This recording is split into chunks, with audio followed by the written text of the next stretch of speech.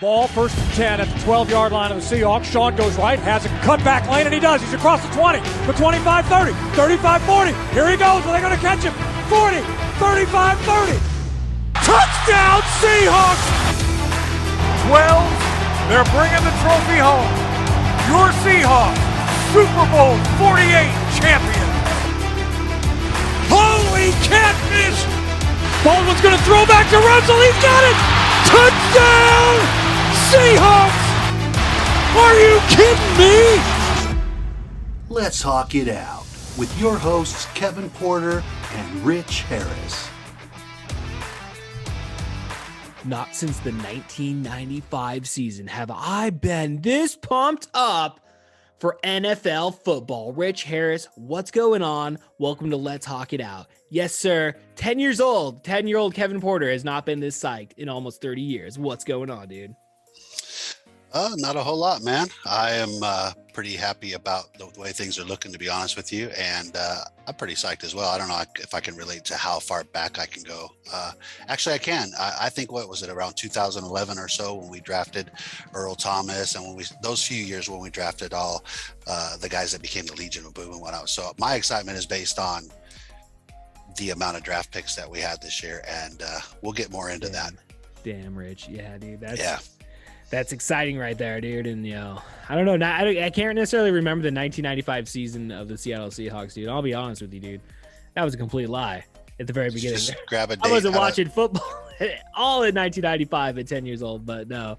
The last decade or so, dude, those are definitely good memories to have in regards to the Seattle Seahawks and just the winning ways, and I think you bringing that up, dude, I think that's a good positive vibe to move into this current NFL regular season here. So like you said, man, we got a lot of rookies coming on in here. So man, what is your immediate thoughts coming in? I mean, we got less than less than 2 weeks now until the Seahawks play on Monday night. Am I right? Yeah, correct.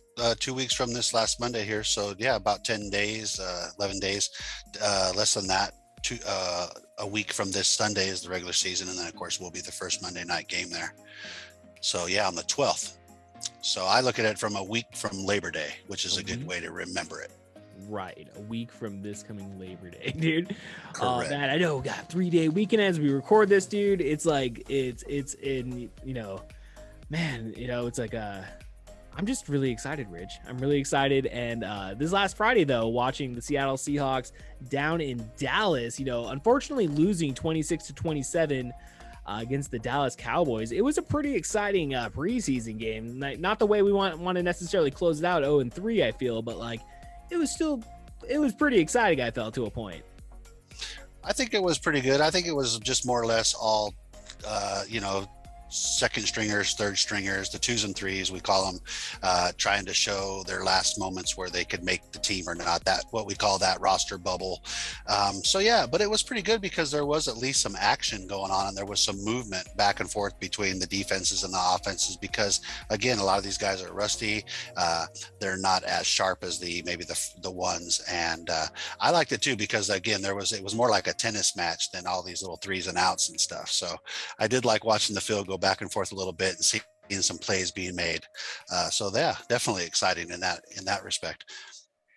Well, I mean, it was definitely solidified, that Geno Smith, coming through that game. I mean, he's our number one quarterback going into the season here. I know our little quarterback battle kind of ended just kind of at the end. I mean, Drew Lock, kind of had some momentum going, but then he got COVID, and then all his momentum just went away. And he goes off and throws 3 interceptions in the Dallas game this past Friday. Yeah. So the chatter's out there, Rich. We talk a little bit off mic, but the chatter is definitely out there about Geno Smith and what's the realistic ceiling in terms of what we're going to be performing, how we're going to do this year, how we're going to perform or whatnot. And I don't know, dude. I know we want to try to stay positive on here, and I definitely I'm a glass half full kind of guy. But again, man, going into the 2022-2023 season, man, I don't know. Is it what do you feel like we should be optimistic about in regards to this team? Like, I mean, where should our attention really be focused at the moment? I'd say the supporting cast. I'd say to answer that question about Geno is to let's start looking at the supporting cast that they're building around the quarterback, and not so much about relying on the quarterback that we had before to try to carry such a load, because we were known for that. I think we were known for Russell to carry us a little bit more, and at times, obviously, but we want to be known more for our identity, which is to have the defense first and foremost keep us in the ball game at all times, and I consider that carrying the team right there. So with that said, our defense is getting built up really well. I like the way it's looking. We got a lot of young guys. We retained a lot of guys. Speaking of the rookies and stuff, we'll get into that a little bit more, but I mean, look, it's feeling a lot more like about 10, 12 years ago. And you got to have that start again, that fresh start where you start to build that chemistry and that cohesion with a young group that'll maybe stay together for a while, 3, 4, 5 years, and make something happen. And I read a quote somewhere, from somebody that said, if you get everybody to believe in it together and really just put their all in and dedicate everything that they got to that team and what everybody wants to do, then you can't stop them. And I look at these guys. I don't know if you looked on the Seahawks with a 53-man roster, but I like the fact where they put their little picture in there with their numbers, and you got a little scroll bar you can scroll. I spent about 10, 15 minutes looking at that the other day, and it really gives you a good in-depth look at who we got, and then it kind of reminds you of who they are if you saw the draft and all that good stuff. So I don't know. I'm just excited about where we're going, to be honest, and the supporting cast. So Geno, if he can hold down the fort as a quarterback, I think we should start relying on our supporting cast to help the quarterback so that we're a full team. Damn, and talking about a full team, dude, like you said, dude, 53-man roster is set, dude. We found that out. We found out, what the 53-man roster was going to be this week here. Again, obviously our quarterbacks, we only have 2. So they did release our third string. I forget that guy's name off the top of my head here, but yeah, Jacob Eason. And it sounds like the Carolina, I believe, picked him up for their practice squad. So it sounds like he's gotten on somewhere else. Okay, so he's going to be backing up Baker Mayfield then? I guess so, yeah. I guess so. I mean, he's going to be a third stringer. Depends on how many they keep on there, 53. Right. But yeah, he's in their system, it sounds like. And then we picked up another quarterback. I don't have his name right in front of me, but I guess he was with us before, maybe on our practice squad. Yeah, last year, and he's on our practice squad again this year now. Can't think of his name off the top of my head, but that'll give us the third guy that we're talking about. And so we will have 3 in the system. And then we did get a waiver on the practice squad, or an extra slot, with our international linebacker, Aaron Donker. I believe he's from Germany. So we brought him back to the practice squad, and he's an extra slot as long as we utilize it for somebody that's in that system. So, and he played really well in preseason, I thought. I heard Coach mention his name a few times as well in the press conferences. So, yeah, I brought up the list right here of the 12 players Wednesday afternoon. I'm not seeing a quarterback listed on here. I see a couple offensive tackles. So that might have been a transaction that might have happened at some point today as well. Oh, I got you. Yeah, because there's constantly moving parts. You're right. Yep. There was a few of those. Sports needs to update their shit, man. Come on, guys. You guys are slacking. 7-10. But at the end of the day, I wanted to touch base on speaking of the 53-man roster. Yes. Yep. Think about 7 of those guys that were on that initial 53-man roster were 9 out of the 9 draft picks that we had this year. We had that's 7 impressive. Of them that made that's the team. That's the thing you were saying off mic, dude. That like really stood out to me. I was like, wow, 7 and 9. Yeah, like you were. It feels like a lot of people are comparing, this year's draft to, I mean, I don't know, John Schneider, Pete Carroll. I mean, they've had good runs in the draft over the last 13 years or whatever it's been now. Since they've held office in Seattle up at Seahawks Stadium, or Lumen Field, I'm sorry, but yeah, a lot of people are comparing, like you said, we started the broadcast off with comparing it to those golden years, man. And like you said, with your intro there, dude, it was like, if these guys can buy in, dude, I mean, it seems to be a lot of potential. I feel that same vibe. It just feels a lot the same. It really does. And just looking at these guys and hearing from them, like, if you just listen to 3 or 4 minutes, some of their press conferences are only that long. You get to know a little bit about them when you when you get a snapshot of them, and it kind of brings you into a little bit more about them. And when you see their face on that roster I was speaking about, then you're like, oh, hey, I get it. I know this guy. I remember him. I heard from him and I like him. You know, one of them today that I heard from was Miles Adams. He's one of our defense guys, and that guy made the roster. And it was, I think, his first time that he actually made a 53-man roster, or, you know, without just going to a practice squad or something like that. Really humble guy, man, down to earth. And I've been hearing his name all through preseason. I'm glad to see the guy like that make it. But yeah, glad to see the rookies make it. They've all deserved it. A few of those rookies are going to be in starting roles. We're going to see that. Man, I mean, come on. How many times can you say you're going to hit that good in that good of a percentage in a draft? Yeah. And I don't know the exact years either. I know that I think Pete and John came in around 2010, 2011-ish right there. Right. And so they started building the team right in there. And I believe Russell came in 2011 or 2012. I'm not an expert on the dates, but I know it's right in that range. So that's why I say it reminds me of about 12 years ago or so. Right. Yeah, it feels like that. It just feels like, wow, this is a new team. What do we have to expect? And man, I can't wait for that first game to happen, because then we're going to see a lot of this in real time. And you know, we may not look good at first, and we may surprise some people at first, but I'm open-minded to all of the above. Well, it's like you said earlier. I keep forgetting in the the preseason that we're not playing our number ones. So it's like it's just 2s and 3s, and so like I always forget that. So like it is exciting. Not showing our playbook either. You know, nobody usually is. So we have a new defensive scheme. So we're not really showing much of that. We haven't had our defensive starters for the most part in there. So yeah, I mean, we have yet to see what our full potential is, and I think you'll see what our full potential is day one against, you know, our former quarterback. Because you know, dude. Crazy. You know the national narrative is going to totally just be, you know, Denver Broncos come into Seattle and just stomp the shit out of them, dude. Like Russell Wilson, you know, they're just going to back him, dude, just because, you know, he's the guy or whatever. And I guarantee you, everybody that's not a Seahawks fan is probably thinking exactly that. And there's probably a few Seahawks fans that are already writing it off. But you know what? I always keep an open mind with my team, especially at home and in the spotlight. We usually shine there. We usually shine in Monday Night Football. I wish I had thought about this before and put this on our little sheet, because Pete Carroll has a really good track record on primetime. No, yeah, that's very good point. Pete Carroll. I think Monday Night Football in particular. Yeah, at home. Man, I wish we had that stat in front of us. It does sound familiar, though. All you listeners at home, go ahead and Google that one. Yeah, no, it's there. I know he has a great track record. So it's important to us, obviously, to win at home, and we're good at it.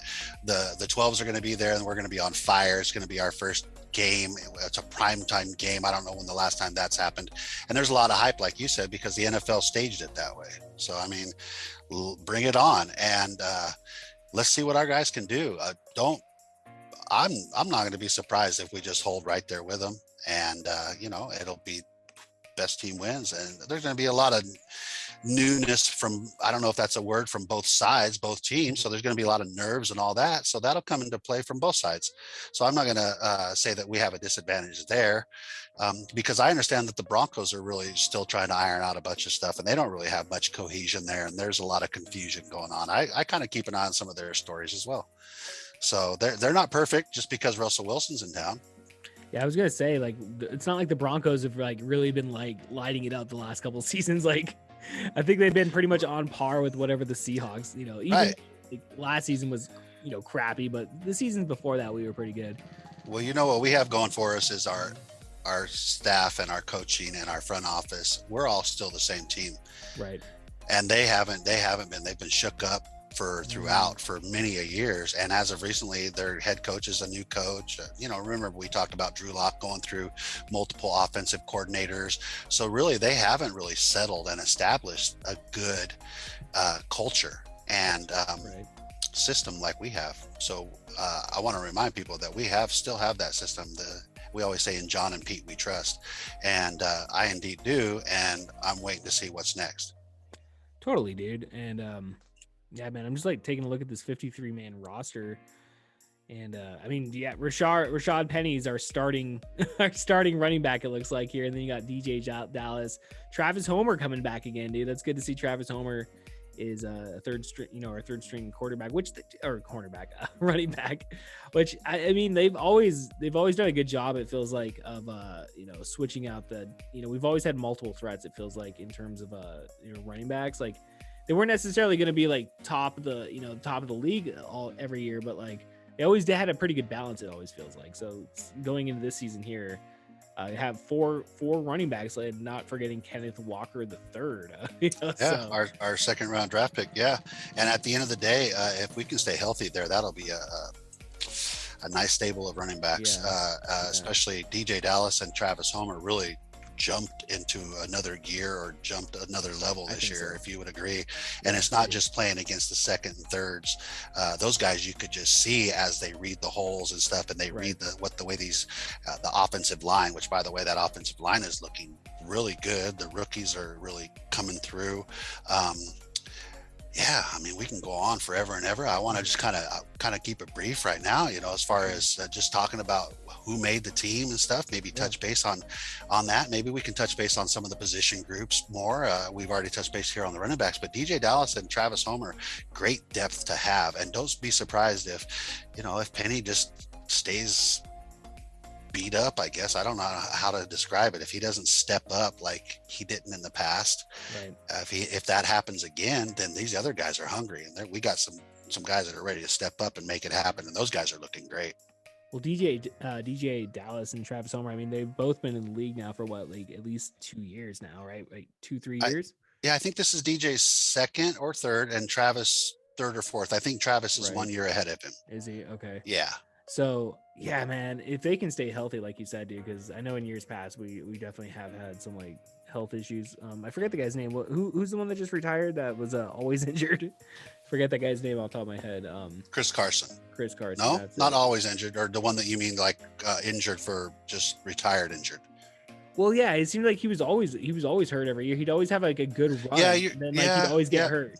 That's a good point. He never really was. As much as I love Chris Carson and what he brought to the table, you're right. He never really made it through a whole season that I can like, for the most part, that at least that's what comes to mind, because he never really was that guy that we had that was going. We haven't had that guy in a while, except for Marshawn. Marshawn was resilient is the word I was looking for, year after year, and really took a lot to bring him down, and you're going to count on them playing every single game. Now, running back, they take a lot of abuse. So obviously those are the ones that are going to need the depth. So again, going back to those four guys, and we have yet to see from Ken Walker, but he's the baby. So we're going to keep him in the crib, so to speak, and make sure he's nurtured and rock him here a little bit. No, I'm just getting a little carried away right now, but seriously, he's our rookie. So we're going to take care of him, especially if we got those three guys in front of him. So we'll just wait and pause and stand by on Ken Walker for now and see what he brings to the table, so we can make sure he's nice and healthy before we worry about them rushing him. I'm patient. Hey, you got to be patient, dude. You got to be patient in this game, man.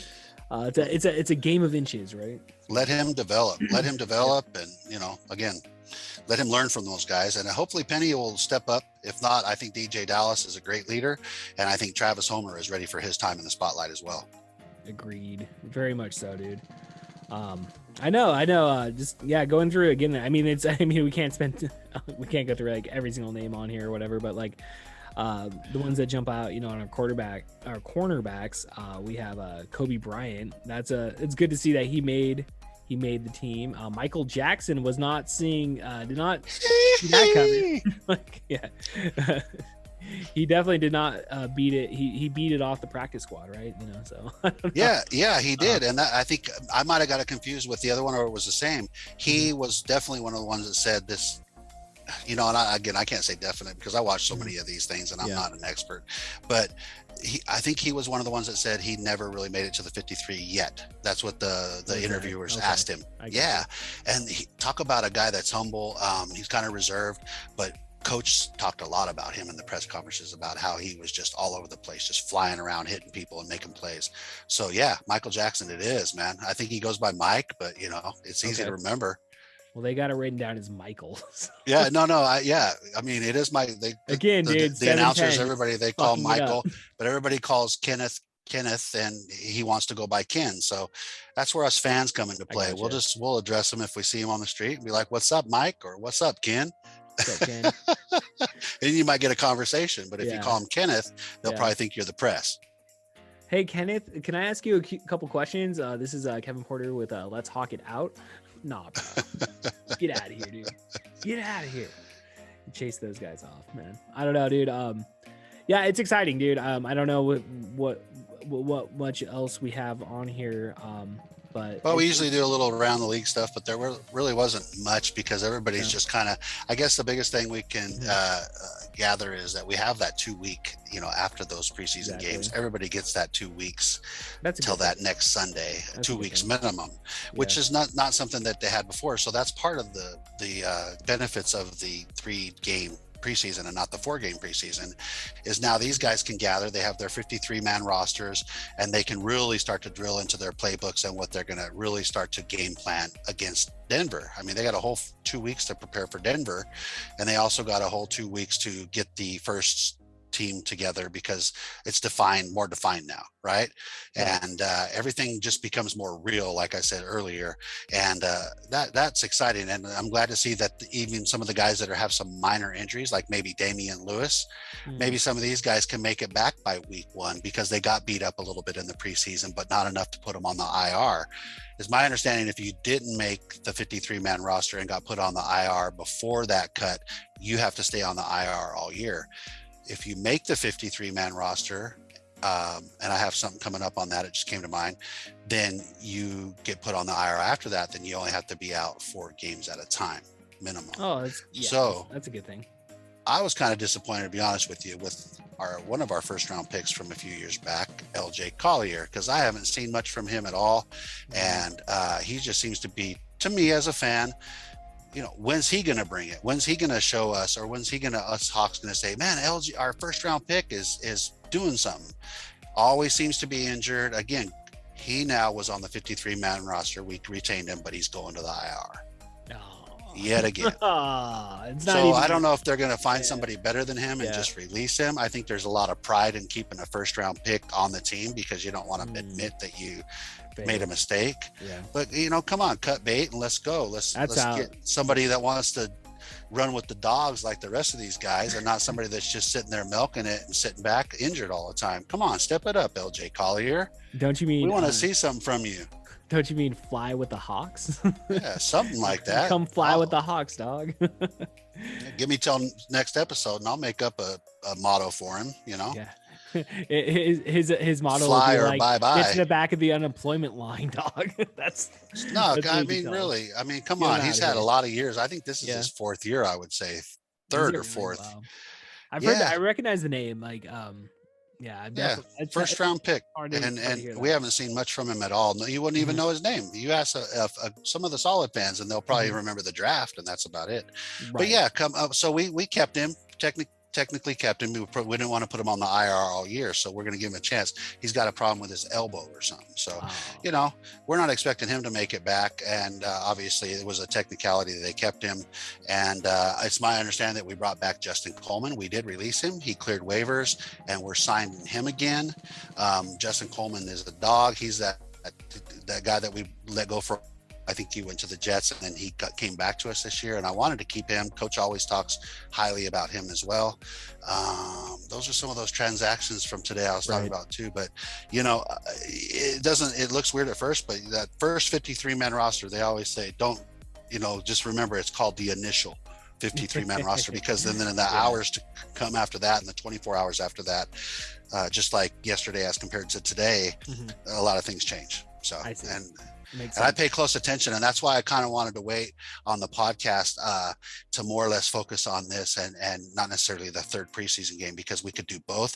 And there's a lot that happens up until about, today. There was, and there may be a few more things tomorrow, but this is a good time to kind of discuss everything when we had the team together and everything. Exactly. So you got the at least the initial 53-man roster, like you said, dude, and like that's right. That being said, I mean, this is probably definitely our we won't be seeing the fans until the game, after the game, dude, on that Tuesday probably. Yeah, I mean, it's we probably won't be able to record for about 2 weeks from today or so. Yeah, from a little bit Tuesday or less Wednesday. Yep. And I don't know. I, for one, I feel like every week we come on here, dude, and we're always, saying the excitement level is high, dude. So it's just, I don't know, man. To me, it's like, this is definitely like one of the best times of the year, dude. You get back to a regular schedule. I know, me personally, I gotta get back. I gotta start getting up early again, taking kids to school and stuff, fall sports, Halloween's coming up, dude. It's just everything is right. I don't know, dude. It just feels like once you start getting into September, and then you get college football, hockey and NBA are right around the corner, dude. It's a wonderful time of the year, Rich. Oh yeah, absolutely. But you know what? My main focus right now is I can't wait till September 12th. September 12th, and then, dude. Yep, as soon as September 12th comes, then my nerves will relax a little bit, win or lose, and then I'll be able to focus on some of the other sports as well. But right now, it's just NFL and my Seahawks. That's where we're at. Yeah, Rich Harris. Well, if any other final words before we get out of here? I feel like we've done this episode justice at this point. Nah, other than we appreciate anybody that's following us and listening, and we'll see you again here shortly after week 1. And we're just looking forward to, now that we've had a little practice, looking forward to continue to do what we're doing here with this little project that we started throughout the season, and we'll see what happens from there. I know, dude. It's a long time coming, dude. I just I think back, all those months ago that we're game planning. It's like, all right, September 12th, that's when the podcast starts. That's when it really kicks in, right? And it's like it's just like, I don't know, dude. It just feels like the months went by just like within a flash, and bam, we're 10 days out from here we are, September 12th, dude. So I'm just totally stoked. Hell yeah, dude. All right, well, yeah, dude. Ladies and gentlemen, everybody out there on the internet, keep sharing with your grandma. We're growing in the numbers. We're gonna be in the charts here before you know it, dude. Here on Let's Hawk It Out. So I guess for Rich Harris, I'm Kevin Porter. We'll see you guys next time. All right. I gotta ask you a question. Can you win a game in the first quarter? No! Can you win the game in the second quarter? No! Can you win the game in the third quarter? No! Can you win the game in the fourth quarter?